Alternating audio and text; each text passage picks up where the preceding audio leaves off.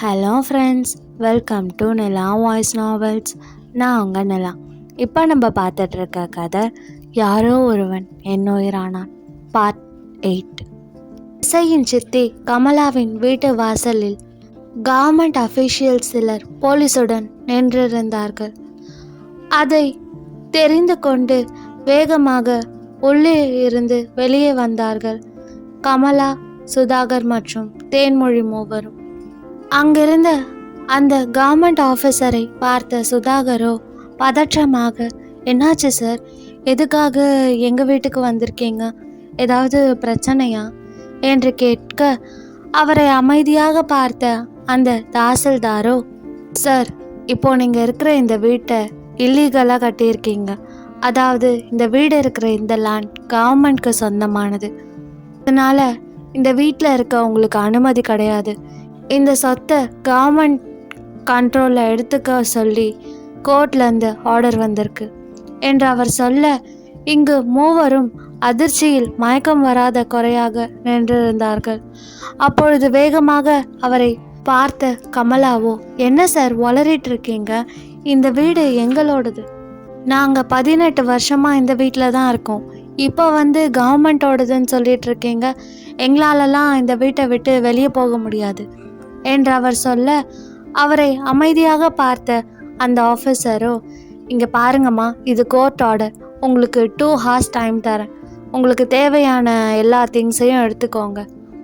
எடுத்துகிட்டு இப்போவே இங்கேருந்து கிளம்பிடுங்க. அதுக்கு மேலே எங்களால் எந்த ஒரு டைமும் கொடுக்க முடியாது என்று சொன்னவர் சென்று விட, இங்கு மூவரும் தலையை பிடித்து கொண்டு அமர்ந்திருந்தார்கள். பிறகு சுதாகரோ அவரிடமிருந்த டாக்குமெண்ட்ஸை வைத்து எத்தனையோ லாயர், பெரிய பெரிய ஆஃபீஸரிடமெல்லாம் பேசிவிட்டார்.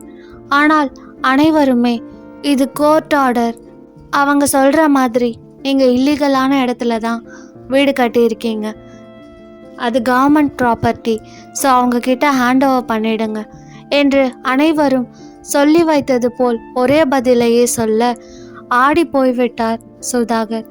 அவருக்கு அடுத்து என்ன செய்வது என்றே புரியவில்லை. வீட்டுக்கு வந்தவரை பார்த்த கமலா மற்றும் தேன்மொழி இருவரும், என்னாச்சுங்க, ஏதாவது பண்ண முடிஞ்சுதா என்று கேட்க, இல்லை என்று தலையசைத்தார் அவர். நான் சிவா கிட்ட கூட ஃபோன் பண்ணி கேட்டேங்க. ஆனால் அவன் எப்படி பேசுகிறான் தெரியுமா, உங்களுக்கும் எனக்கும் எந்த சம்மந்தமும் இல்லை, இனி எனக்கு ஃபோனெல்லாம் பண்ணாதீங்க, நெஞ்ச பாவமாக பண்ணீங்க, அதுக்கு தான் அனுபவிக்கிறீங்க, நீங்கள் எக்கேடோ கெட்டு போங்கன்னு யார்கிட்டயோ பேசுகிற மாதிரி பேசுகிறாங்க, பெத்த அம்மா கிட்ட பேசுகிற மாதிரியா பேசுகிறான் என்று கமலா அழுது கொண்டே சொல்ல, அவருக்கும் அதை கேட்டு என்ன செய்வது என்று தெரியவில்லை. அப்பொழுது மீண்டும் போலீஸுடன் கவர்மெண்ட் அஃபீஷியல்ஸ் எல்லாம் வீட்டு வாசலில் நிற்க, வேறு வழி இல்லாமல் தங்களுக்கு தேவையானதை மட்டும் எடுத்துக்கொண்டு வெளியில் வந்தார்கள். அதன்பின் வீட்டை பூட்டிவிட்டு அவர்கள் எல்லோரும் சென்று விட, அந்த வீட்டை பார்த்து கொண்டே மூவரும் நடு ரோட்டில் வாசலில் நின்றிருந்தார்கள். சுற்றியிருந்த அனைவரும் அவர்கள் மூவரையும் தான் ஒரு மாதிரி பார்த்து கொண்டிருந்தார்கள். அது அவர்களுக்கு ஒரு மாதிரியாக இருந்தது. என்ன செய்வது என்று தெரியாமல் மூவரும் தலைகுனிந்து நின்றிருந்தார்கள். அங்கிருந்த ஒருத்தர் கூட அவர்களுக்கு உதவ முன்வரவில்லை.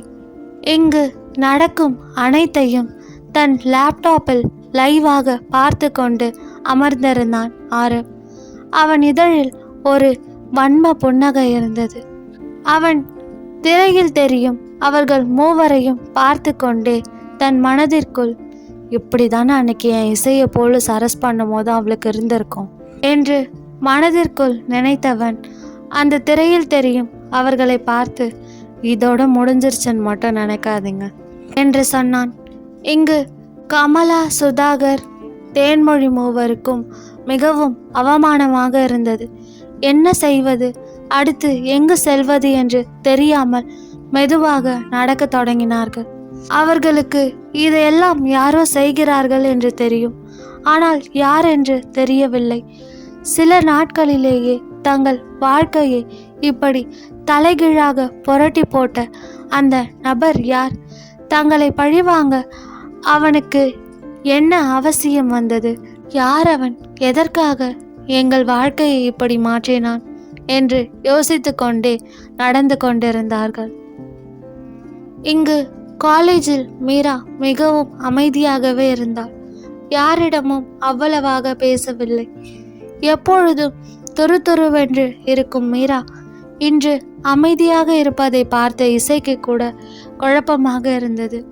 அவளின் அருகில் சென்றவள், என்னாச்சு மீரா, ஏன் இப்படி சோகமா இருக்க என்று கேட்க, ஒன்றுமில்லை என்று தலையசைத்தாள் மீரா. ஆனால் அவளுக்கு ஏதோ பிரச்சனை என்று மட்டும் இசைக்கு புரிந்தது. இசை அவளிடம் எவ்வளவோ கேட்டு பார்த்தாள்.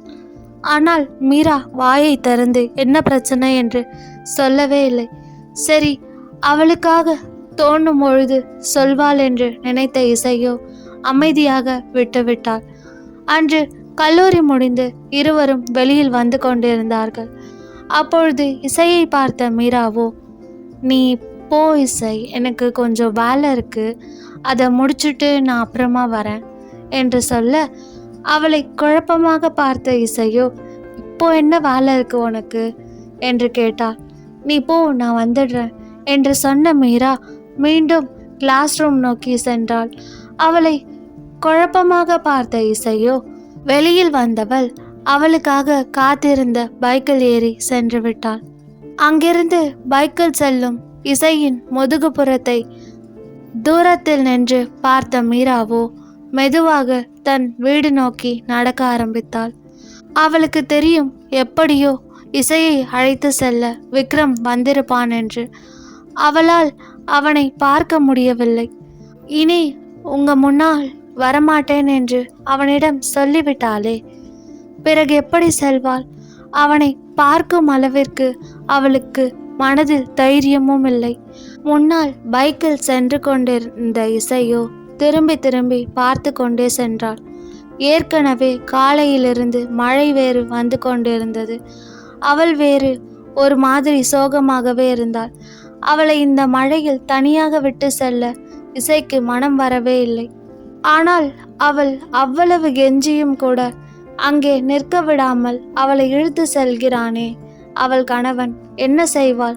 அதில் கோபமாக ஆரவின் புறம் திரும்பியவள், பாவம் மீரா காலையிலேருந்து ரொம்ப டல்லாவே இருக்கா, என்ன ஆச்சுன்னே தெரியல, இப்போ மழையில் அவள் எப்படி வீட்டுக்கு போவா? நானாவது அவள் கூட இருந்துட்டு வந்திருப்பேன்ல கொஞ்ச நேரம், எதுக்கு இவ்வளோ அவசரமாக என்னை வீட்டுக்கு கூட்டிகிட்டு போயிட்டுருக்கீங்க என்று கோபமாக கத்தி கொண்டிருந்தாள் இசை. ஆனால் அதை துளியும் கண்டு கொள்ளாத ஆரவோ பைக்கை ஓட்டி கொண்டிருந்தான். இவ்வளோ பேசுகிறேன், கொஞ்சமாவது கண்டுக்கிறீங்களா?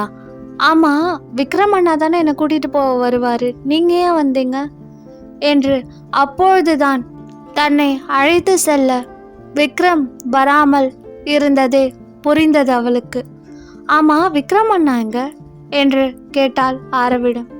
அதில் லேசாக சிரித்த ஆரவோ, உங்கள் அண்ணியை பார்க்க போயிருக்கான் என்று சொல்ல புரியாமல் விழித்தாள் இசை. எங்கள் அண்ணியா? என்ன ஆரவ் உளர்றீங்க என்று இசை கேட்க, உன் அண்ணன் லவ் பண்ணுற பொண்ணு உனக்கு அண்ணி தானே என்று ஆரவ் கேட்டான். ஆமாம், ஆனால் அண்ணன் மீராவை லவ் பண்ணுறதா தானே சொன்னீங்க என்று சொன்னவளுக்கு அப்பொழுதுதான் புரிந்தது. அதில் உற்சாகமாக கத்தியவள், விக்ரம் அண்ணா மீராவை பார்க்க போயிருக்காரா என்று கேட்க, ஆமாம் என்று தலையசைத்தான் ஆரவ். எப்படியும் மீராவை விக்ரம் பார்த்து கொள்வான் என்று நினைத்த இசைக்கு மீராவை பற்றி இருந்த கவலை இப்பொழுது இல்லை. அதில் நிம்மதியாக ஆரவுடன் வீடு நோக்கி சென்று கொண்டிருந்தாள். இங்கு மீராவோ ஆள் அரவமற்ற அந்த சாலையில் எதையோ பறிகொடுத்தவள் போல் நடந்து சென்று கொண்டிருந்தாள். கொட்டும் மழையை கூட பொருட்படுத்தவில்லை மீரா. அவள் மனம் முழுக்க விக்ரமின் நினைவுகள் மட்டுமே இருந்தது. அவளால் நிம்மதியாக மூச்சு கூட விட முடியவில்லை. அந்த அளவுக்கு அவளுக்கு வலியால் நெஞ்சம் அடைப்பது போல் இருந்தது. அவள் அமைதியாக நடந்து சென்று கொண்டிருக்க அங்கு சாலையில் ஓரமாக ஒரு கார் நின்று கொண்டிருந்தது. மீரா அந்த காரை கடந்து செல்ல அப்பொழுது அந்த காரின் மின்கதவு திறந்து உள்ளே இருந்து அந்த கை அவளின் கைகளை பற்றி அந்த காரினுள் இழுத்தது. அவன் இழுத்த வேகத்தில் காருக்குள் அமர்ந்திருந்தவனின் மடியில் வந்து அமர்ந்தாள் மீரா. வேகமாக காரின் கதவை சாற்றியவன் காரை லாக் செய்துவிட்டு தன் மடியில் அமர்ந்திருப்பவளை இடையை வளைத்து நோடு பின்னால் இருந்து அணைத்து கொண்டான். திடீரென்று யாரோ ஒருவர் தன்னை காருக்குள் இழுக்கவும் பதறிய மீராவோ கத்தப்போக, ஆனால் அதற்குள் காரை சாற்றியவன் தன் வாயை மூடி தன்னை இடையோடு சேர்த்து அணைத்து கொள்ளவும் பதறிவிட்டாள். அவள் இதயம் வேகமாக துடிக்க ஆரம்பித்தது. அவன் கைகளிலிருந்து அவள் எவ்வளவோ விடுபட போராடினாள். ஆனால் அவளால் முடியவில்லை. பயத்தில் அவள் உடலெல்லாம் நடுக்கம் கொள்ள ஆரம்பித்தது. பயத்தில் நடுங்கிக் கொண்டிருந்தவள் அவனிடமிருந்து தப்பிக்க போராடி கொண்டே தன்னை அணைத்திருப்பவன் யார் என்று திரும்பி பார்க்க, அங்கே விக்ரமை பார்த்த நொடி அதிர்ந்து விட்டாள். அதன் பின் அவனிடமிருந்து தப்பிக்க அவள் போராடவில்லை. அமைதியாக சிலை போல் அமர்ந்து விட்டாள். அதை உணர்ந்த விக்ரம் அவள் வாயிலிருந்த தன் கைகளை எடுத்தவன் அவள் இடையை சுற்றி மேலும் அவளை தன்னோடு இறுக்கி அணைத்து கொண்டு அவளின் பெண் கழுத்தில் முகம் புதைத்தான். மீராவின் கண்களிலிருந்தோ கண்ணீர் வழிந்து கொண்டே இருந்தது. அன்னைக்கு வார்த்தையால் நான் தப்பான பொண்ணுன்னு சொன்னதை இன்னைக்கு செயலில் நிரூபிக்கிறீங்களா என்று அழுகையுடனே அவள் கேட்க, இங்கு ஆத்திரமானான் விக்ரம். அதில் வேகமாக அவளின் அன்னத்தை தன் கை கொண்டு இருக்க பற்றியவன் அவள் முகத்தை தன் முகம் நோக்கி இழுத்து கண்கள் சிவக்க அவளை முறைத்து பார்த்தவன், நான் உன்னை தப்பான பொண்ணுன்னு சொன்ன நாடி என்று கர்ஜித்தான். அவனின் அந்த கோவ வெளியை கண்டு பயந்த மீராவோ அமைதியாக இருக்க, ஆனால் விக்ரமோ கடும் கோபத்தில் இருந்தான். பதில் சொல்லுடி, நான் உன்னை அப்படி சொன்னனா என்று அவன் அதே கோபத்துடன் கேட்க, அதில் கொஞ்சம் தயங்கி கொண்டே, நீங்கள் நேரடியாக சொல்லலை, ஆனால் நீங்கள் சொன்னதெல்லாம் அப்படி தான் இருந்துச்சு என்று அவள் சொல்ல, அவன் அவள் கன்னங்களை இருக்க பற்றி இருந்ததால் வலியில் அவள் முகம் சுருங்கியது. தான் பிடித்திருக்கிறது அவளுக்கு வலிக்கிறது என்பதை உணர்ந்தவன் அவனின் பிடியை தளர்த்தினான். ஆனால் அவள் கன்னத்தை மட்டும் விடவில்லை. அவளின் விழியை ஆழமாக பார்த்தவன், யாரையும் அவ்வளோ சீக்கிரம் நம்பக்கூடாதுடி. இது நானும் ஆரவும் வாழ்க்கையில் தெரிஞ்சுக்கிட்டது. ஏன் இசையை கூட நான் அவ்வளோ சீக்கிரம் நம்பலை. உன்னையும் சேர்த்து தான் சொல்கிறேன். உங்களை பற்றி எல்லாமே விசாரித்ததுக்கு அப்புறம்தான் உங்களை நம்பினேன். அதுக்காக ஒருத்தரை பற்றி எல்லாத்தையும் தெரிஞ்சுக்கிட்டதுக்கு அப்புறம்தான் அவங்களோட பழகணுமா நம்பணுமான்னு கேட்டால் அப்படி கிடையாது. ஒருத்தரோட நம்ம பழகும் போதே அவங்கள பற்றி நம்மளால் ஓரளவுக்கு புரிஞ்சுக்க முடியும். ஆனால் வெறும் பார்த்ததும் அப்பப்போ பேசினதை மட்டும் வச்சு நீ எப்படி என்ன நம்பினங்கிறது தான் என்னோட பெரிய குழப்பமே. ஆனால் அந்த குழப்பம் அன்னைக்கு உன்னை உன் வீட்டில் இறக்கி விட்டதுக்கப்புறம் நீ பேசினதுலேருந்து எனக்கு தெளிவாயிடுச்சு. அது வரைக்கும் உனக்கு என் மேலே இருக்கிறது அஃபெக்ஷன், அதை நீ லவ்னு புரிஞ்சுக்கிட்டேன்னு நினச்சிட்டு இருந்தேன். ஆனால் அப்போது உன் கண்ணில் தெரிஞ்ச அந்த உண்மையான வலி, நீ என்னை எவ்வளோ லவ் பண்ணுறேன்னு எனக்கு புரிய வச்சது என்று விக்ரம் சொல்ல சொல்ல விழி விரித்து அவனை பார்த்து கொண்டிருந்தாள் மீரா. ஏண்டி நடு ரோட்டில் வச்சு ஹக் பண்ணுறியே, உனக்கு தெரிஞ்ச யாராவது பார்த்துருந்தா என்ன பண்ணியிருப்ப? மற்றவங்களை பற்றி நான் என்றைக்கும் யோசிக்க மாட்டேன்தான், எனக்கு எந்த பிரச்சனையும் இல்லை. ஆனால் ஒருவேளை அவங்க போய் உன் அப்பா அம்மா கிட்ட சொல்லியிருந்தா அவங்க மனசு எவ்வளோ கஷ்டப்படும். உன்னை பற்றி மற்றவங்க தப்பாக பேசினா அவங்களுக்கு வலிக்கும்ல, அதெல்லாம் யோசிக்க மாட்டியா? இப்போது உன் முன்னாடி தானே இருக்கேன், இங்கே யாரும் பார்க்க மாட்டாங்க. உனக்கு என்னை ஹக் பண்ணணும்னு தோணுச்சுன்னா எவ்வளோ நேரம் வேணாலும் ஹக் பண்ணிக்கோ என்று சொல்ல, அதில் அதிர்ந்துதான் போனாள் மீரா. அவன் இவ்வளவு நேரம் கொடுத்த விளக்கத்திலிருந்து அவன் தன்னை தவறாக நினைத்து சொல்லவில்லை. தன் மேல் கொண்ட அக்கறையினால்தான் அன்று அப்படி பேசினான் என்று புரிந்து கொண்டவளுக்கு ஒரு பக்கம் மனம் நிம்மதியானதுதான். ஆனால் அவன் இப்பொழுது என்ன சொல்கிறான்? வேண்டுமென்றால் எவ்வளவு நேரமானாலும் ஹக் பண்ணிக்கோ என்கிறானே, இதற்கு என்ன அர்த்தம் என்று புரியாமல் திருவென்று முழித்து கொண்டு அவனை தான் பார்த்து கொண்டிருந்தாள் மீரா. அதை பார்த்து சிரித்து விட்டான் விக்ரம். பிறகு அவள் தலையில் லேசாக தட்டியவன், உனக்கு வாய் மட்டும் தாண்டி இருக்கு, மண்டையில ஒண்ணுமே இல்லை கிறுக்கு என்று சொன்னவன் அவள் விழி பார்த்து, ஐ லவ் யூ மீரா. இப்போ இல்லை, உன்னை ஃபர்ஸ்ட் டே பார்த்த அன்னைக்கே நான் விழுந்துட்டேன்டி என்று சொன்னவனை தான் அதிர்ச்சியுடன் விழி விரித்து பார்த்து கொண்டிருந்தாள் மீரா. என்ன மிஸ் மீரா, மிஸ்ஸஸ் விக்ரமாக ஓகேவா என்று அவன் கேட்க அதில் அவள் கண்கள் மேலும் விரிந்தது. அதை பார்த்த விக்ரம், என்ன ஓகே இல்லையா என்று கேட்க வேகமாக ஓகே என்பது போல் தலையசைத்தாள் மீரா.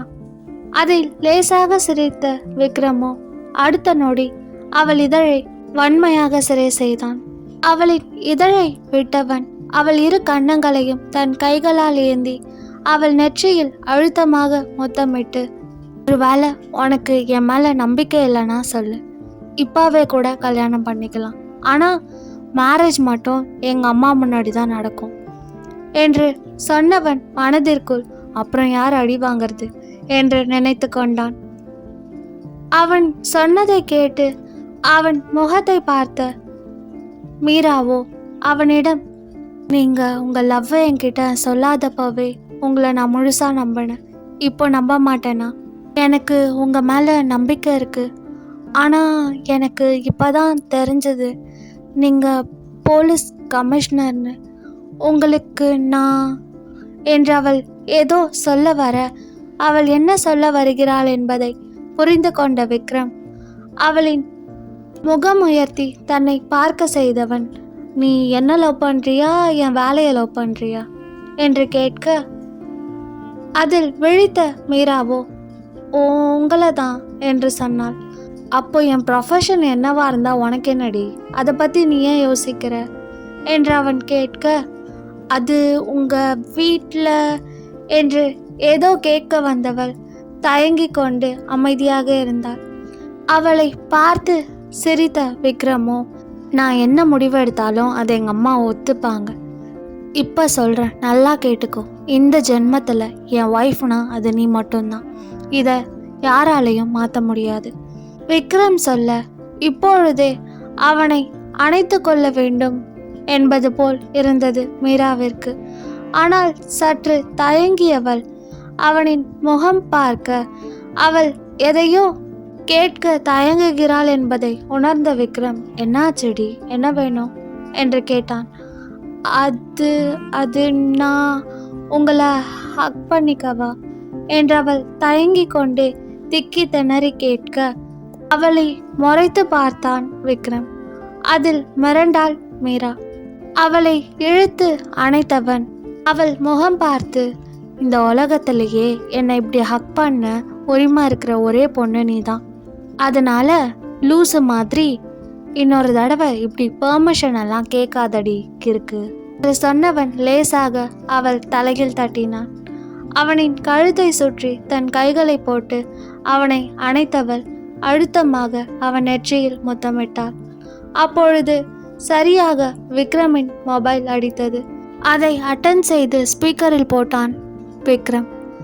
ஆரவ் தான் அழைத்திருந்தான். எருமை, இது ஒன்றும் சென்னை கிடையாது, நீ காரில் ரோட்டில் ரொமான்ஸ் பண்ணிட்டு இருக்கிறதுக்கு, இது வில்லேஜ், ஒழுங்கா மீராவை வீட்டுக்கு அனுப்பிட்டு வர வழியை பாரு என்று அவன் கத்த, சரி ஓகேடா, ஒரு 10 minutes வந்துடுறேன் என்று சொன்ன விக்ரமோ காலை கட் செய்திருந்தான். ஆனால் இங்கு ஆரவ் சொன்னதை கேட்ட மீராதான் என்று முழித்து கொண்டிருந்தாள். அவள் முழிப்பதை பார்த்த விக்ரமோ, என்னாச்சுடி, எதுக்கு இப்படி முழிக்கிற என்று கேட்க அவளோ சுத்தி சுத்தி பார்த்து கொண்டிருந்தாள். புரியாமல் அவளை பார்த்தவன் என்ன என்று மீண்டும் கேட்க, இல்லை நாம இங்க ரொமான்ஸ் பண்றது ஆரவனாக்கு எப்படி தெரியும் என்று அவள் குழப்பமுடன் கேட்க அவளை பார்த்து சிரித்தவனோ, உன்னை பார்க்க போறேன்னு அவன்கிட்ட சொல்லிட்டு தாண்டி வந்தேன், அதனால அவன் சொல்றான், நீ பெருசாலாம் பயப்படாத, காரில் கேமராலாம் இல்லை என்று அவன் சிரித்து கொண்டே சொல்ல அவனை முறைத்து பார்த்தாள் மீரா.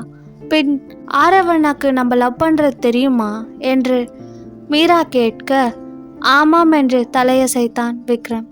பின்னர் மீராவை அவள் வீட்டிலிருந்து சற்று தொலைவில் இறக்கிவிட்டவன் அவளிடம் சொல்லிவிட்டு காரை எடுத்துக்கொண்டு தன் வீட்டை நோக்கி சென்றான். ஆரவ், விக்ரம், கல்பனா, இசை நால்வரும் ஹாலில் அமர்ந்து பேசிக்கொண்டிருந்தார்கள். அப்பொழுது காலிங் பெல் அடிக்கும் சத்தம் கேட்டது. அதை கேட்ட ஆரவின் இதழ் லேசாக விரிந்தது. அதை கவனித்த விக்ரமோ தன் மனதிற்குள் என்ன பண்ணி வச்சிருக்கான்னு தெரியலையே என்று நினைத்தவன் ஆரவை பார்த்து, என்னடா நீ எக்ஸ்பெக்ட் பண்ணுற யாரோ வந்திருக்காங்க போல என்று கேட்க அவனை பார்த்து ஆமாம் என்று தலையசைத்தான் ஆரவ். இங்கு இசை கதவை திறக்க வெளியில் நின்றிருந்தவர்களை பார்த்து ஒரு நொடி அதிர்ந்து விட்டார். அங்கு நின்றிருந்தது வேறு யாரும் அல்ல, இசையின் சித்தி குடும்பம்தான். அவர்களை பார்த்து பயந்து ஒரு அடி பின்னால் வைக்க முயன்றாள் இசை. ஆனால் கமலாவோ கண்களில் கண்ணீருடன் இசையின் கைகளை பற்றியவர், குழல்மா, பாத்தியா எங்க நிலைமைய எப்படி இருக்கோன்னு பாரு. நம்ம வீடு ஏதோ கவர்மெண்ட் லேண்டில் கட்டுனதான், அதனால பூட்டி சீல் வச்சுட்டாங்க. இப்போ எங்களுக்கு எங்கே போகிறதுனே தெரியல. உன்னை விட்டா எங்களுக்கு யாருடா இருக்கா? சித்தப்பா கூட சொன்னார், வேணாம் இந்த ஊரை விட்டே போயிடலாம், இதுக்கு எங்கே இருக்கணும், வெளியூர் போயிட்டு நான் உங்களை பார்த்துக்கிறேன் உன் சித்தப்பா சொன்னார். ஆனால் நான் தான் இல்லைங்க அதெல்லாம் வேணாம், நம்ம பொண்ணு இசை வீடு இங்கே தானே இருக்குது, நம்ம அங்கே போகலாம்னு சொல்லி கூட்டிகிட்டு வந்தேன் என்று பாவமாக கண்ணீருடன் இசையின் கைகளை பிடித்து அவளின் மனதை கரைத்து கொண்டிருந்தார் கமலா.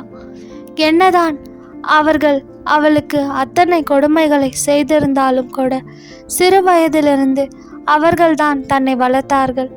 ஒருவேளை அவர்கள் மட்டும் தன்னை பார்த்து கொள்ளவில்லை என்றால் தான் இப்பொழுது உயிருடன் இருந்திருப்போமா என்று கூட தெரியாதே என்று தன் மனதிற்குள் நினைத்தவள் அவர்களை இங்கேயே தங்க வைத்து கொள்ளலாம் என்று நினைத்தாள். பின்பு இதை பற்றி ஆரவ் மற்றும் கல்பனாவிடமெல்லாம் கேட்க வேண்டும் என்று நினைத்தவள், உங்களை இங்கேயே தங்க வச்சுக்கணும் தான் சித்தி எனக்கும் ஆசை, ஆனால் அவர்கிட்ட கேட்கணும், அவர் என்ன சொல்லுவார்னு தெரியல என்று சொன்னவள், நீங்கள் ஃபஸ்ட்டு உள்ளே வாங்க, நான் அவர்கிட்ட பேசுகிறேன் என்று சொன்னாள். தன் திட்டம் வெற்றி பெற்று விட்டது என்று நினைத்த கமலா முன்னால் செல்லும் இசையை பார்த்தவர் தன் கணவரின் புறம் திரும்பி, நான் தான் சொன்னல கொஞ்சம் அழுது சீன் போட்டா இந்த கழுதை ஏமாந்துரோன்னு என்று சொல்ல அவர் கணவர் மற்றும் மகள் இருவரும் வெட்கமே இல்லாமல் ஆமாம் என்று சொல்லி சிரித்தார்கள். பின் முகத்தை மூவரும் பாவமாக வைத்து கொண்டு உள்ளே சென்றார்கள். ஆனால் அவர்களுக்கு தெரியவில்லை, அவர்கள் வாழ்வில் நடக்கும் ஒவ்வொன்றும் யாரை ஏமாளி என்று சொல்கிறார்களோ அவளை ஏமாத்தியதற்காக, அவளை காயப்படுத்தியதற்காக அவள் கணவன் கொடுக்கும் தண்டனை என்று. இப்பொழுது அவர்கள் வெற்றி பெற்றதாக நினைக்கும் அவர்களின் இந்த திட்டம் கூட அவன் முடிவு செய்த ஒன்று என்று அவர்களுக்கு யார் சொல்வது? இசையுடன் உள்ளே வரும் மூவரை பார்த்ததும் கல்பனா மற்றும் விக்ரமிற்கு கட்டுக்கடங்காமல் கோபம் வந்தது. கல்பனாவோ இசையின் சித்தப்பா சித்தியை முறைத்து கொண்டிருக்க, விக்ரமோ ஆரவை முறைத்து கொண்டிருந்தான். இதுங்களுக்கா நீ வெயிட் பண்ண என்று மெல்லிய குரலில் விக்ரம் ஆரவிடம் கேட்க, ஆனால் ஆரவ் அவனுக்கு எந்த பதிலும் சொல்லவில்லை. கல்பனா, ஆரவ் மற்றும் விக்ரமை பார்த்த இசை, உங்கள் 3 பேர்கிட்டையும் ஒரு விஷயம் கேட்கணும் என்று கேட்க, அவர்களை முறைத்து கொண்டிருந்த கல்பனா இசையின் புறம் திரும்பி, என்னம்மா என்று கேட்டார். அது வந்துமா, இவங்க என்னதான் தப்பு பண்ணியிருந்தாலும் இப்போ திருந்திட்டாங்க, அது மட்டும் இல்லாமல் இப்போ கஷ்டப்படுறாங்க, அவங்க இருந்த வீடு கூட ஏதோ பிரச்சனைன்னு சொல்லி கவர்மெண்ட்டில் எடுத்துக்கிட்டாங்களாம். நீங்கள் தப்பாக நினைக்கலன்னா அவங்க நம்ம கூடவே தங்கிக்கிட்டுமா என்று தயங்கி தயங்கி கேட்டாள் இசை. அவளை முறைத்து பார்த்து கொண்டிருந்தான் ஆரவ். இசை கேட்டதற்கு கல்பனா மற்றும் விக்ரம் இருவரும் ஆரவை தான் பார்த்து கொண்டிருந்தார்கள். அவன் தன்னை முறைப்பதை பார்த்து பயந்த இசையோ ஒருவேளை ஒத்துக்கொள்ள மாட்டானோ என்று நினைத்தாள். ஏன், அவன் இசையை முறைப்பதை பார்த்த அங்கிருந்த அனைவருக்கும் கூட அப்படிதான் தோன்றியது. அப்பொழுது ஆரவ் இசையை தன் அருகில் வருமாறு அழைத்தான். இசையும் அவன் அருகில் சென்றாள்.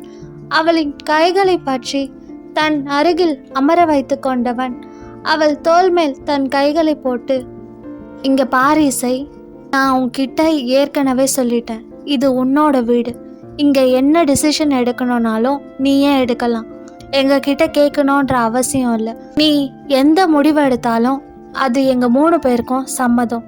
உனக்கு என்ன செய்ய தோணுதோ அது தாராளமா செய். ஏன்னா நீ இந்த வீட்டோட மகாராணி. உன்னை கேள்வி கேட்குற ரைட்ஸ் யாருக்கும் கிடையாது என்று தனக்கு எதிரில் நின்று கொண்டிருந்த கமலா, தாகர், தேன்மொழி மூவரையும் அழுத்தமாக பார்த்து கொண்டே சொன்னான். அவன் சொன்னது என்னவோ இசையிடம்தான். ஆனால் பார்வை அவர்கள் மூவரின் மேல் இருந்தது. இதை வைத்தே ஆரவின் திட்டம் என்ன என்பதை உணர்ந்து கொண்டார்கள் விக்ரம் மற்றும் கல்பனா இருவரும்.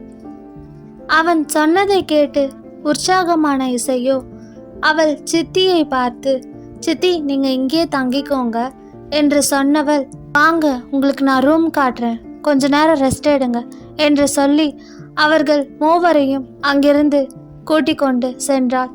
அவர்களும் அவளுடன் சென்றார்கள். செல்லும் அவர்களை 1 நிமிஷம் என்ற ஆரவின் குரல் தடுத்தது.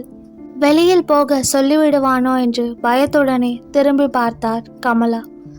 அவரை நக்கலாக பார்த்த ஆரவோ, என் இசை சொன்னான்ற ஒரே காரணத்துக்காக தான் நீங்க இங்க தங்கறதுக்கு நான் அமைதியா இருக்கேன். எனக்கு இன்னமும் உங்க மேல கோபம் இருக்கு. எங்க வீட்டுல சும்மாலாம் இருக்க முடியாது. இங்க தங்குற மாதிரினா வீட்டில் இருக்க எல்லா வேலையும் ஷேர் பண்ணி செய்யணும். சும்மா சாப்பிட்டு சாப்பிட்டு தூங்கிட்டெல்லாம் இருக்கக்கூடாது. அப்புறம் கீழே இருக்கிற கெஸ்ட் ரூம்ஸில் நீங்கள் ஸ்டே பண்ணிக்கலாம். ஏன், இந்த கிரவுண்ட் ஃப்ளோரில் நீங்கள் எங்கே வேணாலும் போகலாம். ஆனால் எக்காரணத்து கொண்டும் ஃபர்ஸ்ட் ஃப்ளோர் வரவே கூடாது என்று சொல்ல, இசையோ ஆரவ் என்ன பண்ணுறீங்க என்று கேட்டார். அவளை அமைதியாக பார்த்த ஆரவோ, உனக்கே தெரியும்லம்மா மேலே யாரும் வந்தால் எனக்கு பிடிக்காதுன்னு என்று தன்மையாக அவளிடம் சொல்ல, ஆமாம் என்று தலையசைத்தாள் இசை. தங்களிடம் பேசும் பொழுது எவ்வளவு நக்கலாக தங்களை அவமானப்படுத்தும்படி பேசுபவன் குழலிடம் பேசும்போது மட்டும் அத்தனை தன்மையாக மரியாதையாக பேசுகிறான். அதை பார்த்த தேன்மொழி அவள் அம்மாவிற்கெல்லாம் வயிறு எரிந்தது. பிறகு ஆரவை பார்த்தவர், சரி தம்பி என்று சொல்ல, சரி ஓகே நீங்கள் போய் ரெஸ்ட் எடுங்க என்று சொன்னான் ஆரவ். அவர்களை அழைத்து கொண்டு அங்கிருந்து சென்றாள் இசை. செல்லும் அவர்களை பார்த்து கொண்டிருந்த ஆரவின் இதழிலோ ஒரு ஏளன புன்னகை இருந்தது. அதை பார்த்த விக்ரமோ, என்னடா பண்ற, என்ன பிளான் பண்ணியிருக்க, இப்போ எதுக்காக அவங்கள நம்ம வீட்டுக்குள்ளே விட்டுருக்க? எனக்கு புரியுது இசை நமக்கு எந்த அளவுக்கு இம்பார்ட்டன்ட்னு நீ அவங்களுக்கு காட்ட நினைக்கிறேன்னு. ஆனால் அதுக்காக அவங்கள வீட்டுக்குள்ள விடுறது உனக்கு சரியா தோணுதா என்று கேட்க, அவங்களால ஒன்றும் பண்ண முடியாதுடா. அதையும் மீறி ஏதாவது பண்ணணும்னு நினச்சா அன்னைக்கு தான் அவங்களுக்கு கடைசி நாளாக இருக்கும். எப்படியும் இந்த காலேஜ் இஷ்யூ முடிஞ்ச உடனே நம்ம எல்லாரும் சென்னைக்கு கிளம்பிடுவோம்.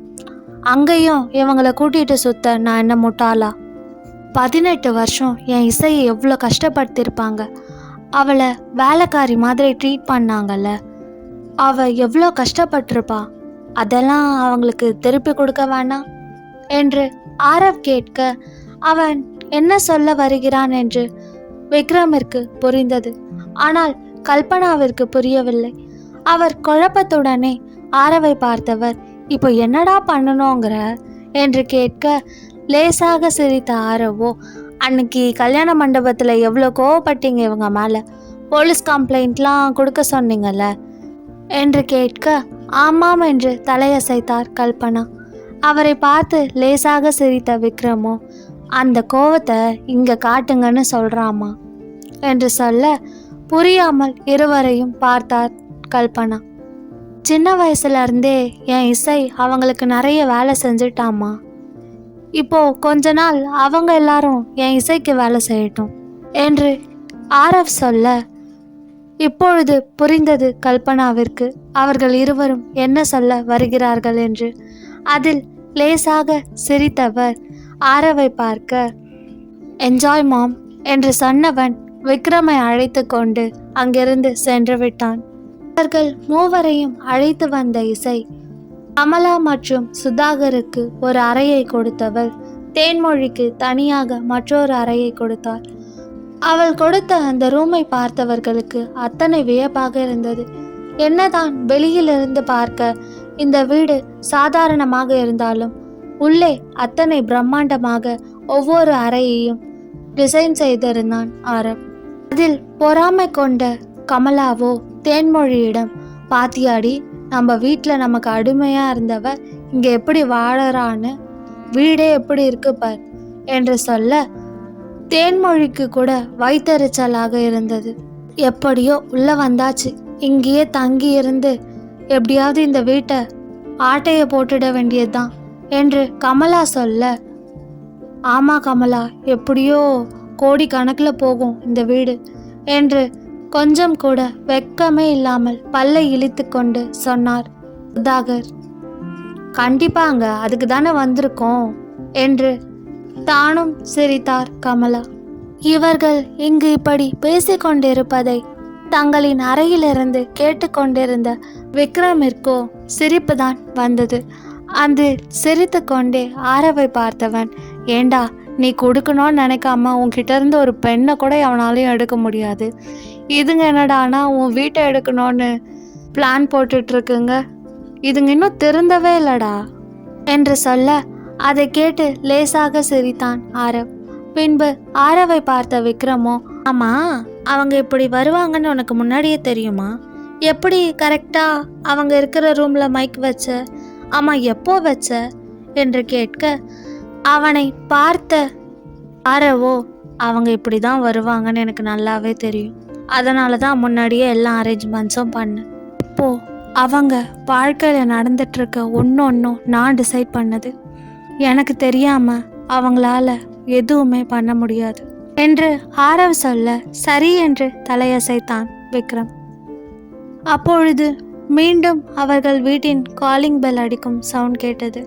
திரும்பி விக்ரமை பார்த்த ஆரவோ, மீராவை வர சொன்னல, அவ தான் வந்திருப்பான்னு நினைக்கிறேன் என்று சொல்ல, ஆமாம் என்று தலையசைத்த விக்ரம் ஆரவுடன் கீழே இறங்கி சென்றான். இவர்கள் கீழே வருவதற்கு முன் கல்பனா கதவை திறந்திருக்க, அவரை பார்த்து திருவென்று விழித்து கொண்டு நின்றிருந்தாள் மீரா. அவளை குழப்பமாக பார்த்த கல்பனாவோ, யாருமா நீ, யாரை பார்க்க வந்திருக்க என்று கேட்க, அப்பொழுது அங்க வந்த இசையோ மீராவை பார்த்தவள், ஹே மீரா என்று அழைத்தவள் வேகமாக வந்து அவளை அணைத்து கொண்டாள். ஓ இசை, உன் ஃப்ரெண்டாமா என்று கல்பனா கேட்க, ஆமாம்மா, என் ஃப்ரெண்டு தான், பேரு மீரா என்று சொல்லி இசை சிரிக்க, அவர்கள் இருவரையும் பார்த்து தானும் சிரித்தவர், சரி உள்ளவாமா என்று இருவரையும் கூட்டி வந்து சோஃபாவில் அமர வைத்தார். மீராவின் அருகில் அமர்ந்திருந்த இசை அவளை பார்த்து, என்னடி திடீர்னு வீட்டுக்கெல்லாம் வந்திருக்க, என்கிட்ட சொல்லவே இல்லை என்று கேட்க, நான் தாமா வர சொன்னேன் என்று சொல்லிக்கொண்டே வந்தான் விக்ரம். என்ன இசை ஃப்ரெண்டை நீ வர சொன்னியா என்று விக்ரமை பார்த்து குழப்பமாக கேட்டார் கல்பனா.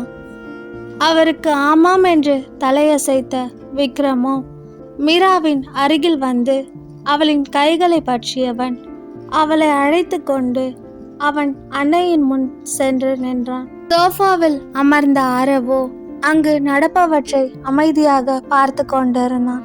மீராவின் கைகளை பற்றி கொண்டு தன் முன்னால் நிற்கும் தன் மகன் விக்ரமை பார்த்த கல்பனாவிற்கு ஓரளவிற்கு புரிந்துவிட்டது.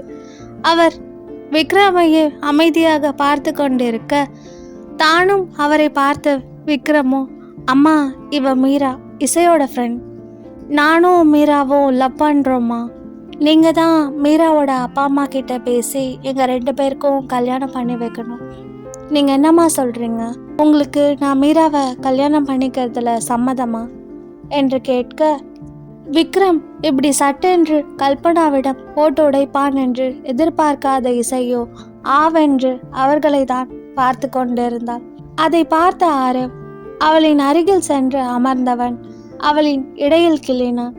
அதில் சட்டென வழியில் கத்திவிட்டாள் இசை. அவள் கத்தவும் மற்ற மூவரும் திரும்பி அவர்களை பார்க்க, அவர்கள் மூவரும் தங்களை பார்ப்பதை உணர்ந்த இசையோ திருவென்று முழித்து கொண்டிருந்தாள். அவர்கள் இருவரையும் அமைதியாக ஒரு முறை பார்த்த கல்பனா திரும்பி விக்ரமை பார்த்து லேசாக முறைத்தவர், நான் சம்மதம் இல்லைன்னு சொன்னா என்னடா பண்ணுவ என்று கேட்டார். அவன் அசராமல் உடனே நீங்க சம்மதம் சொல்ற வரைக்கும் வெயிட் பண்ணுவேன் என்று சொன்னான். அதில் சிரித்தவர் மீராவை பார்த்து அருகில் வரும்படி அழைக்க அவரின் பக்கத்தில் சென்று நின்றாள் மீரா. அவளின் தலையை பாசமாக தடவியவர், உங்க வீட்டில் எப்படா வந்து பேசட்டும் என்று கேட்டார். அதில் அதிர்ந்து விட்டாள் மீரா. அவர் இவ்வளவு சீக்கிரம் ஒத்துக்கொள்வார் என்றெல்லாம் அவள் நினைக்கவில்லை. நிச்சயம் பெரிய சண்டையே நடக்கும் என்று நினைத்து கொண்டுதான் இங்கு வந்திருந்தாள். ஆனால் அவரோ சர்வ சாதாரணமாக எப்பொழுது வந்து பேச வேண்டும் என்று கேட்கிறாரே என்று நினைத்தவளுக்கு வியப்பாக இருந்தது. ஆனால் கல்பனாவின் இந்த கேள்வியை கேட்டபின் மற்றும் விக்ரம் இருவரும் சிரித்து கொண்டிருந்தார்கள். அவர்களுக்கு தெரியாதா அவர்களின் அன்னையை பற்றி? அவர் நிச்சயம் இப்படிதான் கேட்பார் என்று அவர்களுக்கு முன்பே நன்றாகவே தெரியும். ஆனால் இது மீராவிற்கு தான் அதிர்ச்சியாக இருந்தது. அவள் அதிர்ச்சியுடன் எதுவும் பேசாமல் தன்னையே பார்த்து கொண்டிருப்பதை பார்த்த கல்பனாவோ, என்னாச்சுமா, ஏதாச்சும் பதில் சொல்லு என்று கேட்க, அது அது உங்களுக்கு என்ன பிடிச்சிருக்கா என்று சொன்னவள் ஒரு முறை அந்த வீட்டை சுற்றி பார்த்து விட்டு, நாங்கள் வசதியானவங்கெல்லாம் இல்லைம்மா, ரொம்ப சாதாரணமானவங்க என்று அவள் மேலும் ஏதோ பேச வர அவளை தடுத்து நிறுத்திய கல்பனாவோ, இப்போ எதுக்கு நீ உன்னோட ஹிஸ்ட்ரி ஃபேமிலி டீட்டெயில்ஸ் எல்லாம் பற்றி சொல்லிட்டு இருக்க? நான் என்ன வேலைக்கு ஆள் எடுக்கிறேன்? நீ என் பையனுக்கு மனைவியாக வரப்போற. இப்போ இருக்க மாதிரி இதே காதலோட நீ காலம் முழுக்க அவனோட சேர்ந்து வாழ்ந்தா எனக்கு அதுவே போதும்டா என்று அவளின் கண்ணம் பற்றி சொல்லியவரை அணைத்து கொண்டாள் மீரா. அதை பார்த்து கொண்டு ஆரவின் அருகில் அமர்ந்திருந்த இசையோ வேகமாக எழுந்தவள், புது மருமக வந்த உடனே பழைய மருமகளை மறந்துட்டீங்கல்ல என்று இடுப்பில் கை வைத்து கொண்டு கேட்டவளை பார்த்து சிரித்த கல்பனாவோ, அது எப்படி நான் என் இசைக்குட்டியை மறப்பேன் என்று சொல்லி தன் மற்றொரு கையை அவள் புறம் நீட்ட வேகமாக அவளும் வந்து கல்பனாவை அணைத்து கொண்டாள். இங்கு நடப்பவற்றையெல்லாம் அமைதியாக பார்த்து கொண்டிருந்தனர் ஆரவ் மற்றும் விக்ரம் இருவரும். பின் அடுத்த நாளே மீராவின் வீட்டிற்கு சென்றவர்கள் அவளின் தாய் தந்தையிடம் விக்ரம் மீராவின் திருமணத்தை பற்றி பேசி சம்மதம் வாங்கியவர்கள் வரும் வெள்ளிக்கிழமையிலேயே திருமணத்தை வைத்து கொள்ளலாம் என்று முடிவு செய்தார்கள். எதற்கு இவ்வளவு அவசரமாக செய்ய வேண்டும் என்று மீராவின் அப்பா அம்மா கேட்டபொழுது விக்ரமிற்கு சென்னையில் வேலை இருப்பதாகவும் அவனால் நீண்ட நாள் இங்கேயே இருக்க முடியாது என்பதால் திருமணத்தை இவ்வளவு சீக்கிரம் செய்ய வேண்டிய சூழ்நிலையில் இருக்கிறோம் என்று சொல்லி அவர்களுக்கு புரிய வைத்தவர்கள் விக்ரம் மீராவின் திருமணத்தை முடிவு செய்தார்கள். இதை கேட்டு மகிழ்ச்சியில் துள்ளி குதித்து கொண்டிருந்தாள் மீரா. அவளால் நம்பவே முடியவில்லை. தன் வாழ்க்கையில் தனக்கு கிடைக்கவே கிடைக்காது என்று நினைத்த தன் காதல் இப்பொழுது திருமணத்தில் முடிய போகிறதை, தான் காதலித்த விக்ரமை கல்யாணம் செய்ய போகிறோம் என்ற மகிழ்ச்சியில் இல்லாமல் பறந்து கொண்டிருந்தாள் மீரா. அப்பொழுது அவள் மொபைல் அடித்தது. விக்ரம் தான் அழைத்திருந்தான். காலை அட்டன் செய்து காதில் வைத்த மீரா உற்சாகமாக பேச ஆரம்பித்தாள். அவளின் அந்த உற்சாக குரலிலேயே அவள் எந்த அளவிற்கு சந்தோஷமாக இருக்கிறாள் என்பதை தெரிந்து கொண்ட விக்ரம், என்ன மேடம் ரொம்ப குஷியா இருக்கீங்க போல என்று கேட்க, பின்ன இருக்காதா, நமக்கு கல்யாணம் விக்ரம் என்று அவள் உற்சாகமாக சொல்ல, அதில் சிரித்த விக்ரமோ அமைதியாக அவள் பேசுவதையெல்லாம் கேட்டுக்கொண்டிருந்தான். ஒரு கட்டத்தில் தான் மட்டுமே பேசிக்கொண்டிருப்பதை உணர்ந்த மீரா, என்னாச்சு விக்ரம், ஏன் நீங்க எதுவுமே பேச மாட்டீங்க? நீங்க ரொம்ப ஜாலி டைப், நல்லா பேசுவீங்கன்னு எல்லாரும் சொல்றாங்க, ஆனா என்கிட்ட மட்டும் ஏன் பேச மாட்டேங்கிறீங்க என்று சட்டென்று சோர்ந்த குரலில் அவள் கேட்க, அதில் சிரித்த விக்ரமோ, ஏன்னா நீ வாய் ஓயாம என்கிட்ட இப்படி பேசுறது எனக்கு பிடிச்சிருக்கு, அதை நான் குறுக்க பேசி ஸ்டாப் பண்ண விரும்பல என்று விக்ரம் சொல்ல, அதை கேட்டு அழகாக சிரித்தாள் மீரா. அன்று மாலை காலேஜ் முடிந்து வீட்டுக்கு வந்த இசை சோஃபாவில் அமர்ந்து கொண்டு தன் மொபைலில் எதையோ பார்த்து கொண்டிருந்தாள். கல்பனாவோ கிச்சனில் காஃபி போட்டு கொண்டிருந்தாள். ஆரவ் மற்றும் விக்ரம் இருவரும் ஏதோ ஒரு வேலை விஷயமாக வெளியில் சென்றிருக்க, அப்பொழுது தன் அறையிலிருந்து வெளியில் வந்த கமலாவின் கண்ணில் பட்டாள் சோஃபாவில் அமர்ந்திருந்த இசை. அவளை பார்த்தவுடன் அவருக்கு கோபம் தலைக்கேறியது. தனது வீட்டில் ஒரு அடிமை போல் இருந்தவள் இங்கு வந்து இப்படி ஒரு வாழ்க்கையை வாழ்கிறாளே என்று நினைக்கையில் அவருக்கு வயிறு எரிந்தது.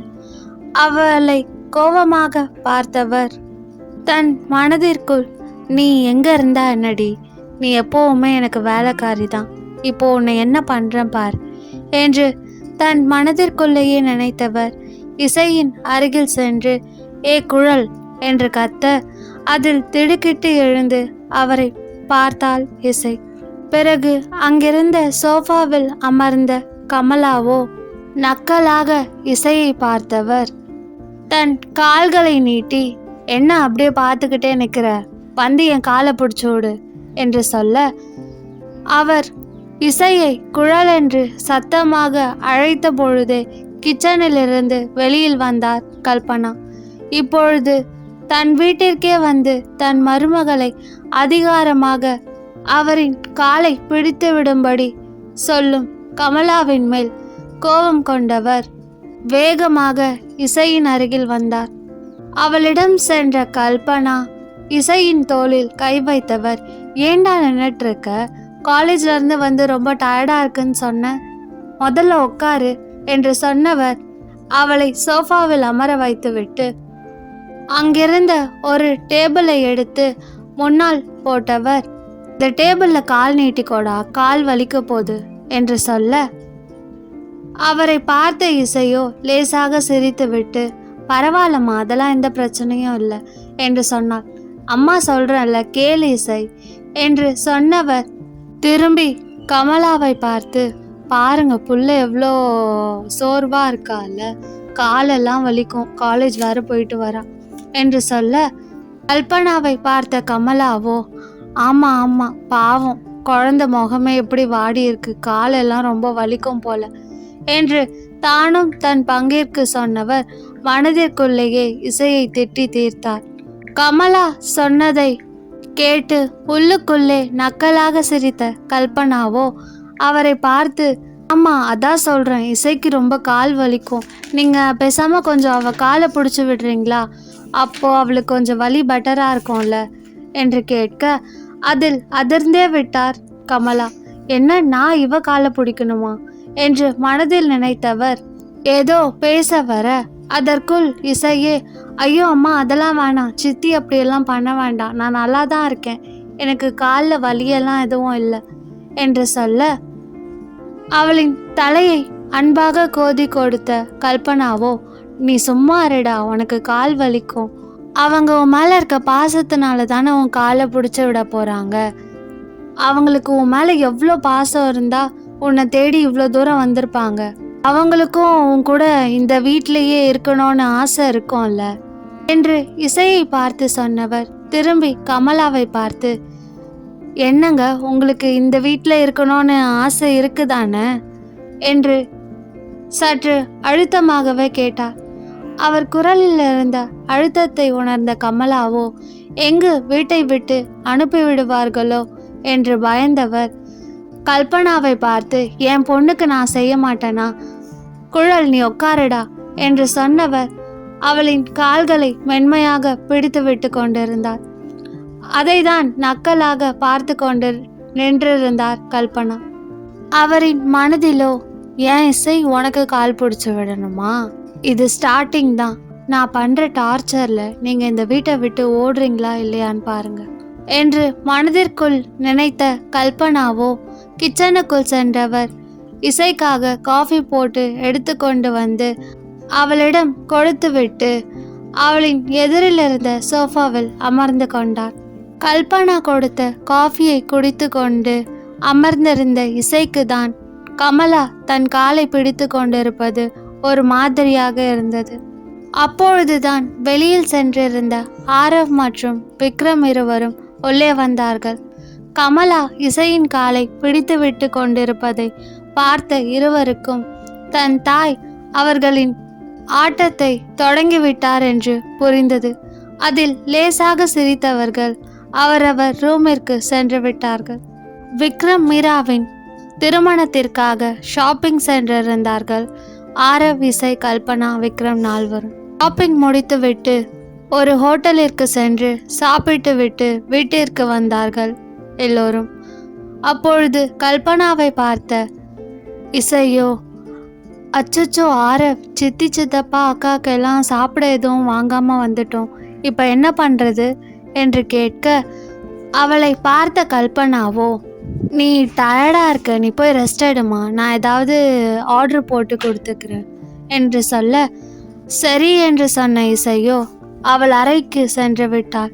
இங்கு கமலாவை பார்த்த கல்பனாவோ, நாங்கள் எல்லாரும் வெளியில் சாப்பிட்டு வந்துட்டோம், நீங்கள் 3 பேரும் சாப்பிட்றதுக்கு கிச்சனில் சாப்பாடு இருக்குது, சாப்பிட்டுட்டு தூங்குங்க என்று சொன்னவர் அவரும் அவர் அறைக்கு சென்று விட்டார். அவர்கள் எல்லோரும் சென்ற பிறகு கல்பனா மற்றும் தேன்மொழி இருவரும் கிச்சன் சென்று என்ன இருக்கிறது என்று பார்த்தார்கள். அங்கோ பழைய சாதம்தான் இருந்தது. அதற்கு சைடிஷ் கூட எதுவும் இல்லை. அதை பார்த்து அதிர்ச்சி அடைந்த தேன்மொழியோ, மா என்னம்மா இது, இது எப்படி சாப்பிட்றது, இதெல்லாம் மனுஷன் சாப்பிடுவானா? இவங்க எல்லாரும் வேணும்ட்டே பண்ணுறாங்கம்மா, ஏதோ அந்த குழலை பெரிய மகாராணி மாதிரி ட்ரீட் பண்ணுறாங்க, அவள் நம்ம வீட்டை வேலைக்காரிமா என்று ஆத்திரத்தோடு அவள் அன்னை கமலாவை பார்த்து கத்தி கொண்டிருந்தாள் தேன்மொழி. அவள் சொல்வதையெல்லாம் கேட்டுக்கொண்டிருந்த கமலாவும் கூட கோபத்தில் தான் இருந்தார்.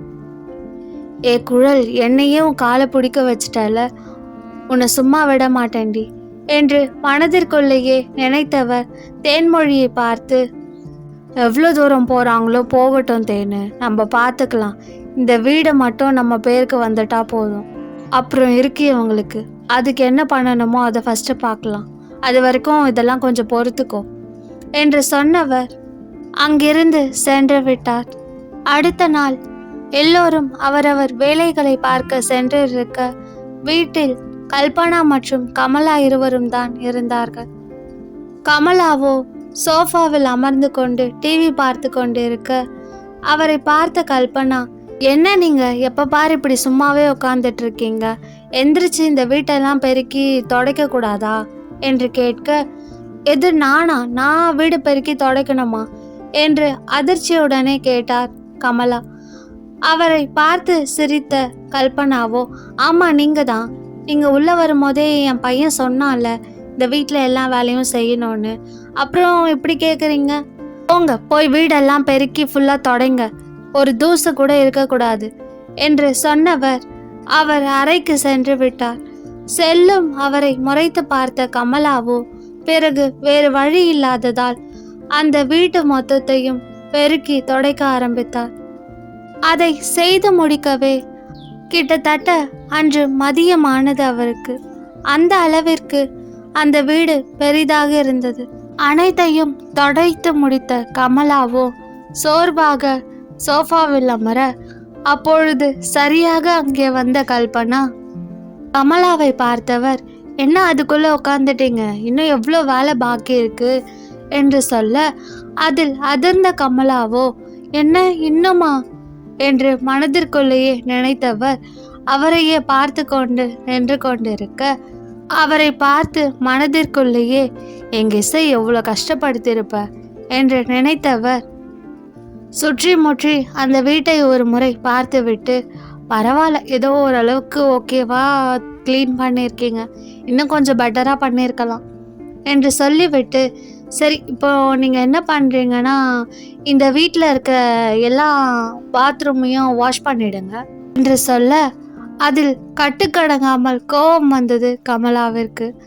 அதே கோபத்துடன் அவர் கல்பனாவை பார்த்து ஏதோ பேச வர அதற்கு முன் சீக்கிரமாக போங்க, எல்லா வாஷ்ரூமையும் க்ளீன் பண்ணிடுங்க, அப்புறம் என் பசங்க வந்துட்டாங்கன்னா ரொம்ப கோவப்படுவாங்க, அதனால் அவங்க வர்றதுக்குள்ளே எல்லாமே க்ளீனாக இருக்கணும், அப்புறம் அவங்க கோவத்தில் உங்களை வீட்டை விட்டு அனுப்பிட்டா என்ன பண்ணுறது என்று சொன்னவர் அங்கிருந்த சோஃபாவில் அமர்ந்து கொண்டு போங்க சீக்கிரம் போய் வேலையை பாருங்க என்று சொல்ல பல்லை கடித்து தன் கோபத்தை கட்டுப்படுத்திய கமலாவோ அங்கிருந்து சென்று விட்டார்.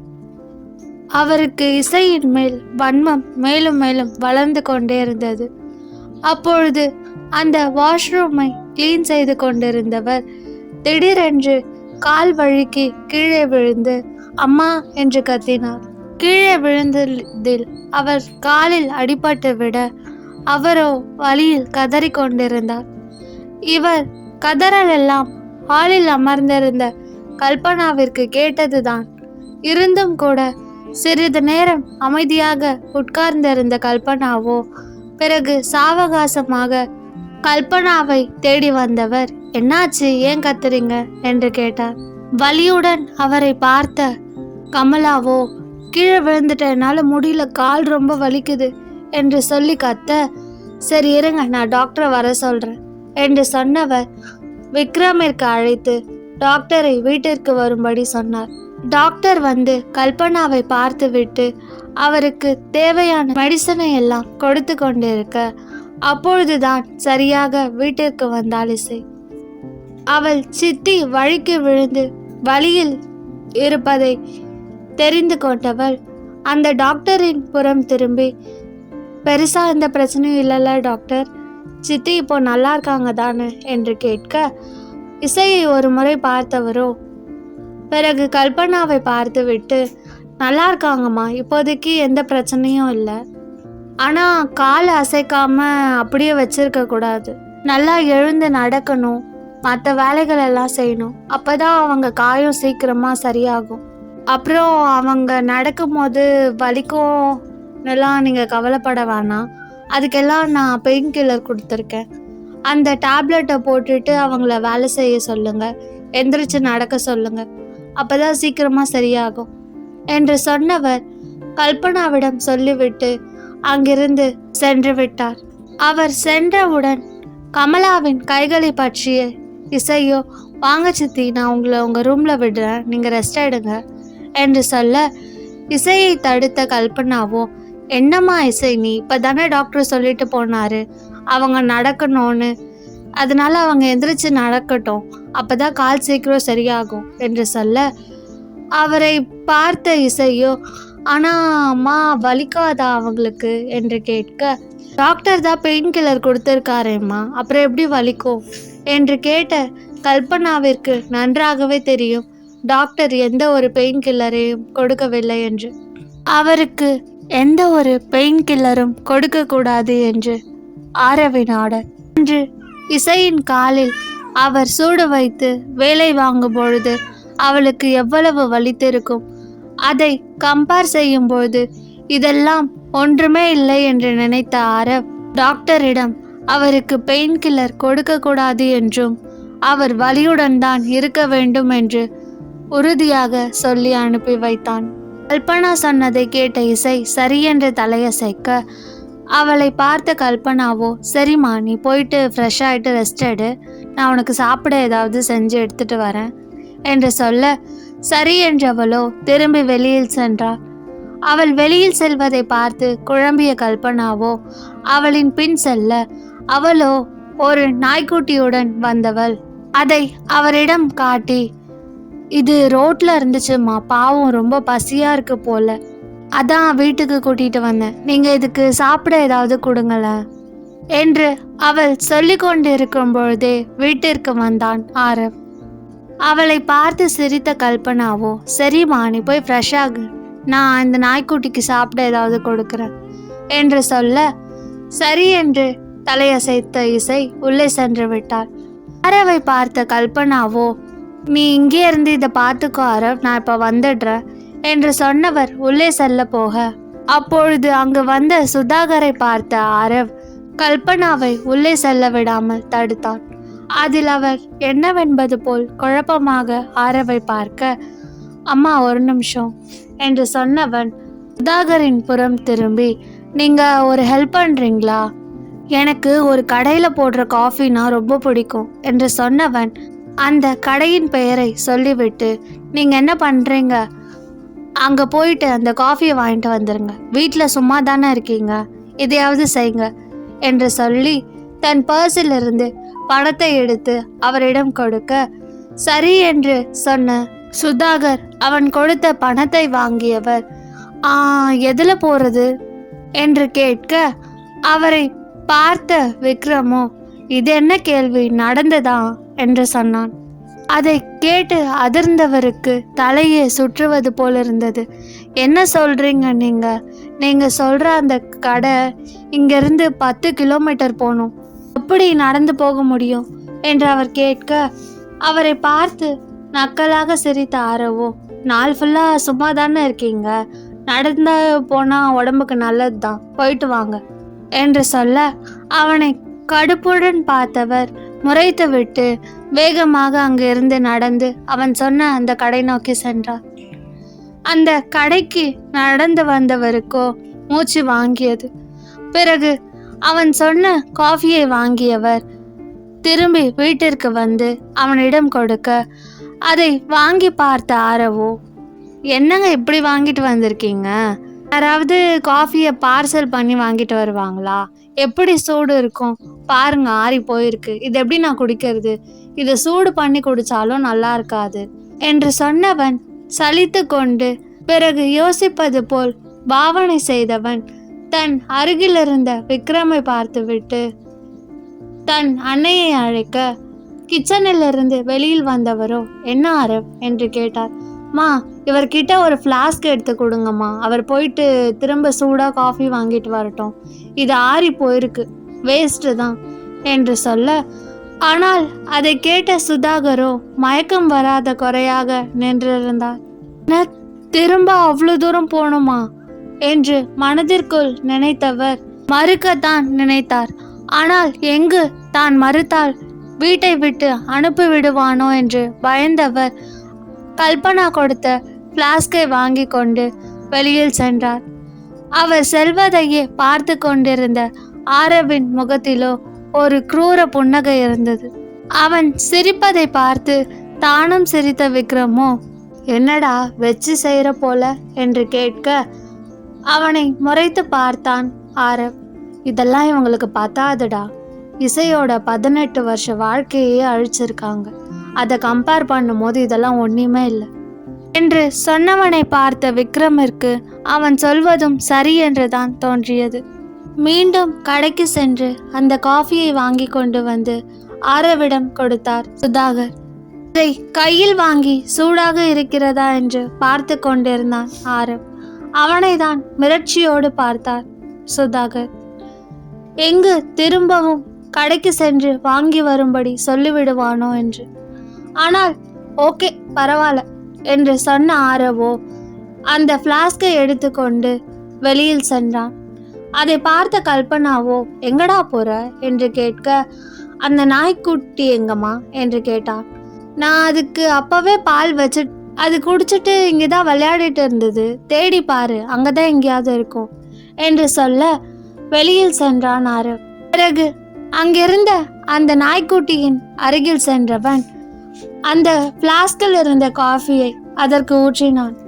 அதை பார்த்த சுதாகரின் கண்களோ அதிர்ச்சியில் விரிந்தது.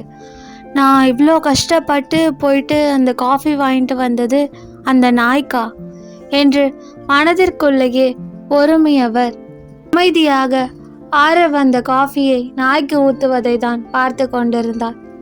நிமிர்ந்து அவரை நக்கலாக பார்த்தான் ஆரவ். அவனின் அந்த பார்வையே அவரை அவமானப்படுத்துவது போல் இருந்தது.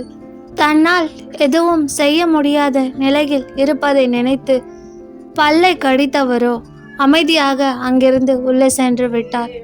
தேன்மொழியை கூட கல்பனா விட்டு வைக்கவில்லை.